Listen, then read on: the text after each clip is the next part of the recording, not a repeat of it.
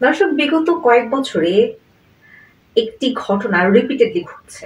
একই ধরনের ঘটনা শ্রীলঙ্কা, বাংলাদেশ এবং পাকিস্তানেও হওয়ার পায়তারা চলছিল।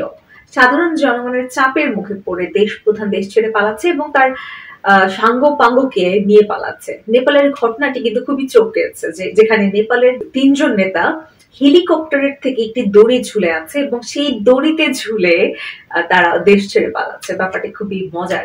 তো পুরো বিশ্বের চোখ ছিল যে এই ঘটনার পরে আসলে নেপালের প্রধানমন্ত্রী কে হন। তো গতকালকেই নেপালের প্রধানমন্ত্রীর কে হচ্ছেন সেটির ঘোষণা এসেছে। নেপালের অন্তর্বর্তী সরকারের প্রধানমন্ত্রী হয়েছেন দেশটির সাবেক প্রধান বিচারপতি সুশীলা কার্কি। নেপালের প্রেসিডেন্টের দপ্তর শুক্রবার নতুন প্রধানমন্ত্রী হিসেবে তার নাম ঘোষণা করে। পরে রাতেই প্রধানমন্ত্রী হিসেবে শপথ নিয়েছেন তিনি। ৭৩ বছর বয়সী সুশীলা কার্কি নেপালের প্রথম নারী প্রধান বিচারপতি ছিলেন। এই পদে দায়িত্ব পালনকালে দুর্নীতির বিরুদ্ধে শূন্য সহিষ্ণুতার জন্য আলোচিত ছিলেন তিনি। তরুণদের বিক্ষোভের মুখে গত মঙ্গলবার নেপালের প্রধানমন্ত্রী কেপি শর্মা ওলি পদত্যাগ করেন। সরকার ২৬টি সামাজিক যোগাযোগ মাধ্যম বন্ধ করে দেওয়ার প্রতিবাদে রাজপথে নেমেছিলেন তরুণেরা। তারা দেশে জেঁকে বসা দুর্নীতির বিরুদ্ধেও ক্ষোভ প্রকাশ করেন। বিক্ষোভকারীদের সঙ্গে পুলিশের ব্যাপক সংঘর্ষ হয়। প্রথম দিনের সংঘর্ষে ১৯ জন নিহত হওয়ার পরদিন প্রধানমন্ত্রী পদত্যাগ করেন। তবে এরপরও দেশটিতে সহিংসতা চলতে থাকে, যেমনটা বাংলাদেশেও চলছিল কিন্তু গত বছর। ২০০৮ সালে গৃহযুদ্ধ ও রাজতন্ত্রের অবসানের পর নেপালে এই কয়েকদিনে সবচেয়ে বেশি সহিংসতা ঘটে, যাতে অন্তত ৫১ জন প্রাণ হারিয়েছেন। প্রধানমন্ত্রীর পদত্যাগের পরদিন নেপালে আইন শৃঙ্খলা রক্ষার দায়িত্ব নেন দেশটির সেনাবাহিনী। এরপর প্রেসিডেন্ট ও সেনাবাহিনীর তৎপরতা দেশটিতে রাজনৈতিক সংকট সমাধানের চেষ্টা চলে।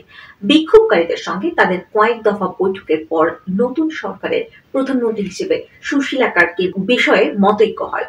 বিক্ষোভকারীদের একজন প্রতিনিধি বলেছেন, সুশীলা ক্ষমতা গ্রহণ করে বর্তমানে পার্লামেন্টে বিলুপ্ত ঘোষণা করবেন, নির্দলীয় অন্তর্বর্তী সরকার গঠন করবেন তিনি। এর আগে একজন সংবিধান বিশেষজ্ঞ বার্তা সংস্থা রয়টার্সকে বলেছিলেন, জেনজিরা তাকে অর্থাৎ সুশীলাকে চায়। এটা আজই ঘটবে।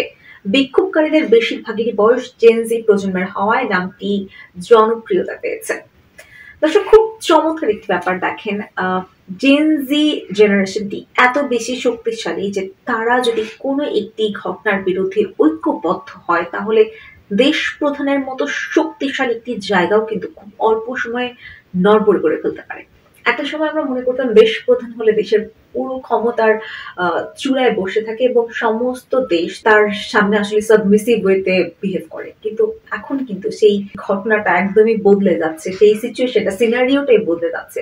দেশ প্রধান যে দেশের শীর্ষ ক্ষমতায় আছে সত্যি, কিন্তু এর মানে এই না যে সে সেই ক্ষমতায় চূড়ান্ত হতে পারবে। জনগণ চাইলে, এখনকার যে জেনারেশন জেনজি চাইলে সেই জায়গাটা আসলে যে কোনো সময় নড়বড়ে করে দিতে পারে।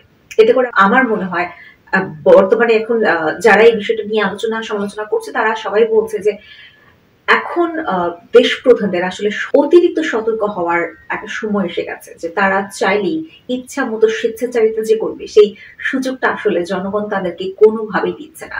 পান থেকে চুন খসলেই তারা আন্দোলন শুরু করে দিচ্ছে এবং তাদের এই জায়গাটা কিন্তু নড়বড়ে করে দিচ্ছে। আপনারা কি মনে করেন? কমেন্ট করে জানাবেন।